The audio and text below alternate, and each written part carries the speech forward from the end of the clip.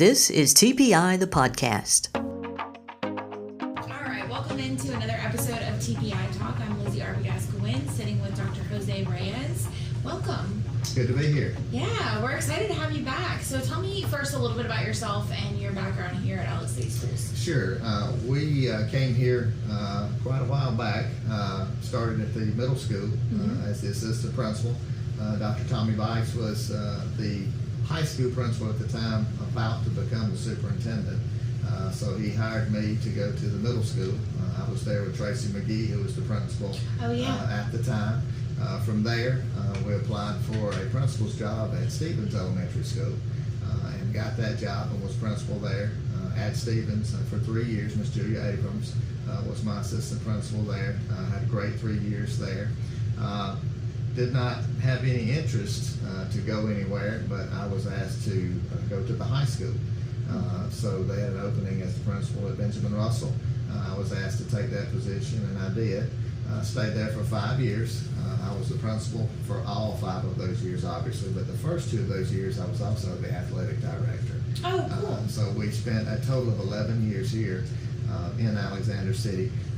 Left and went to Tallahassee for 3 years, just down the road. Took a elementary K-4 principal job. That was a great transition for me because I was able to, during that time, finish my doctorate degree. Being the high school principal, it was tough. Because you put so much time into the high school. So we were able to go there, finish that up, and then had an opportunity to go be the superintendent in Scottsboro, Alabama. That's in northeast Alabama, about 45 miles to the east of Huntsville. That's actually where I went to school my entire kindergarten through 12th grade career. So we were there as the superintendent for 4 years. I actually retired and then went and taught math in Tennessee for a year, still living up in the Scottsboro area. I would just drive across the mountain about an hour and taught math for a year, and was quite happy just doing that. Got a call from the Calhoun County school system asking if I wanted to do an interim superintendent position for them over the summer. And I didn't have anything else to do because as a teacher I didn't work during the summer, and I told them that I would do that.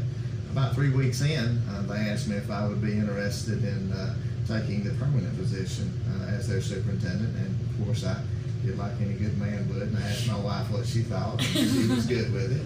And so we actually left that position, moved down to the Pell City area, and then just commuted to Anniston there where the Calhoun County school system, the central office is located. So we were the superintendent there for 2 years, over 17 schools, 7 communities. It's about 7,800 kids and 1,100 employees there.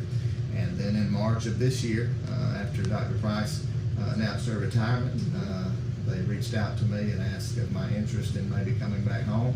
And one thing led to the other, and here we are. Here we are. Yeah.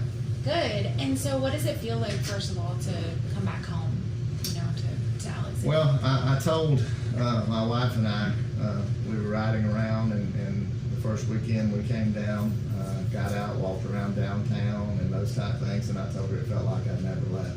Yeah.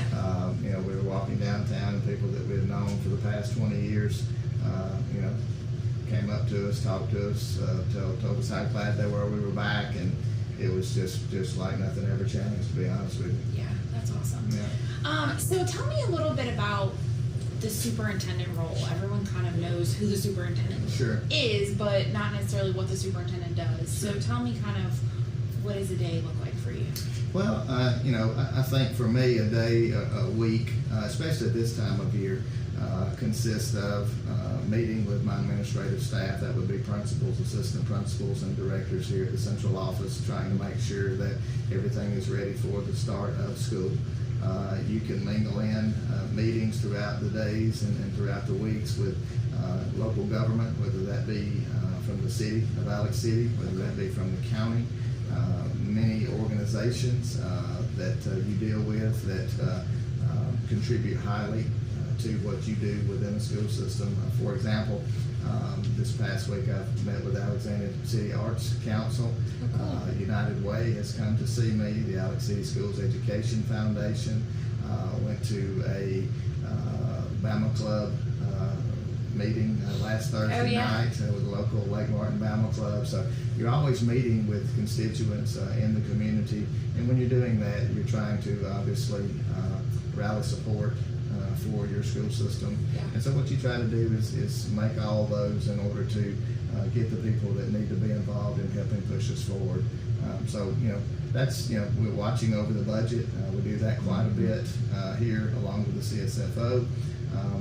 In Alex City at this point in time with a brand new high school being built, that's something that I have to pay quite a bit of attention to, just making sure, along with Mark Simmons, my maintenance director, that we're on schedule, hopefully ahead of schedule, which we are now, but you want to stay at least on schedule. Right.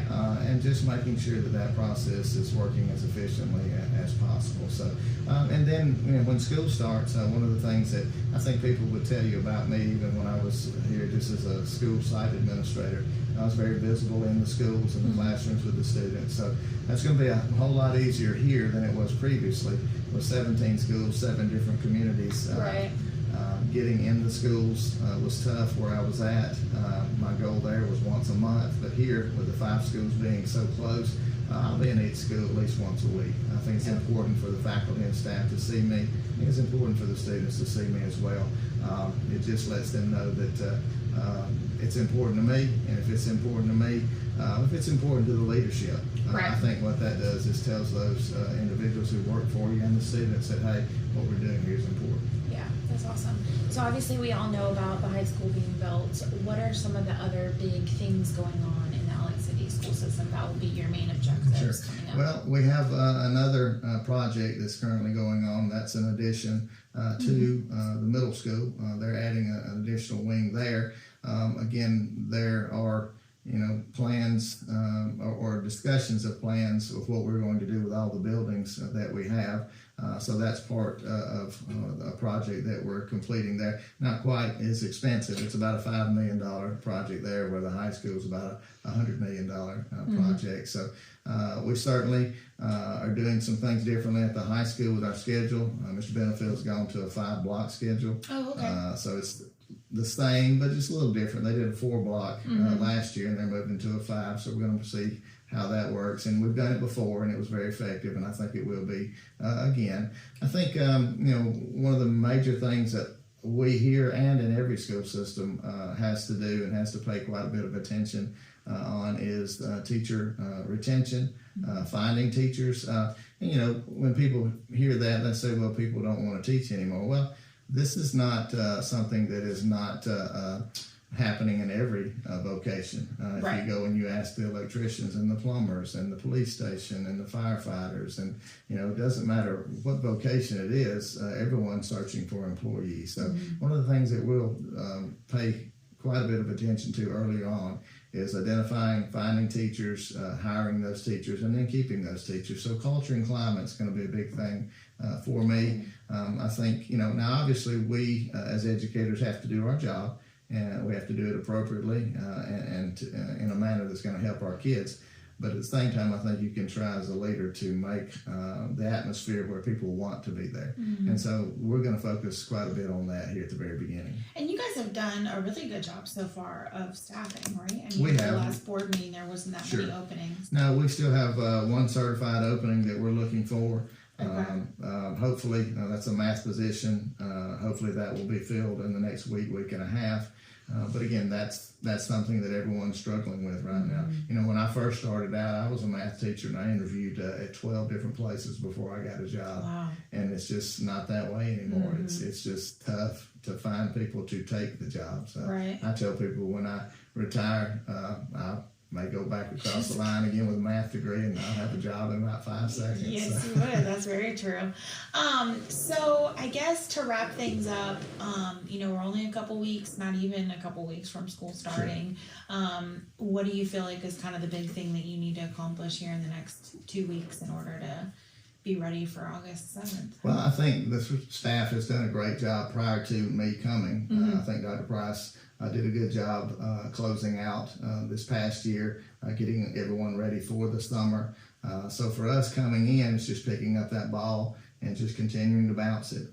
As far as what we will focus on, the first few days, The main thing is we'll focus on traffic, bus traffic, car traffic. That's always an issue everywhere you go because everyone wants to bring their child and drop them off the first day. And, right. We're trying to make sure that we know where all the kids are getting on the bus, getting off the bus. So that's a big thing that we'll have to worry about. What I tell all my staff is the first couple of days, what we want to do is we want to get them there, get them fed, and get them home. If we can do that the first 2 or 3 days, everything else will take care of itself. But just having our faculty and staff and leadership at the school try to take those first few days and make sure that the kids understand the routines. Everybody's going into a new grade, a new teacher. And so, Wednesday, Thursday, Friday, establish the routines, establish the standards that we want to hold at each of our schools.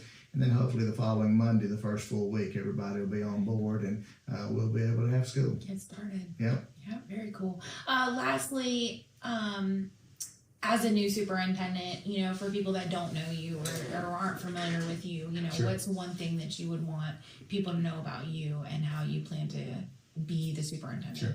Well, I think, I guess the one thing that I would want people to know is that, being in a position as a superintendent, this will be the beginning of my 7th year of being a superintendent. One of the things that we do is make decisions. And, as you make decisions, every decision that you make is an opportunity for somebody to be upset and disappointed with you. And that just comes with the nature of this business. But what I would like people to know is that everywhere we've gone, we've tried to do what's best for students. And sometimes that doesn't fit well with adults, to be quite honest with you. But right. We are here to do what's best for students. And as long as we do that, if some people may get upset with me along the way, I certainly hate that. But just know that our heart's in the right place in terms of trying to make sure that we provide our kids with everything that we can. Good. Cool. Well, thank you so Yes, much ma'am. for Thank you joining for having us and for chatting with us today. Absolutely. TPI the Podcast is a production of TPI Media and brought to you by TPI Digital. It's all about the audience, and whatever your marketing needs, we can reach that audience. To find out more, go to tpidigital.com or click the link in the show notes.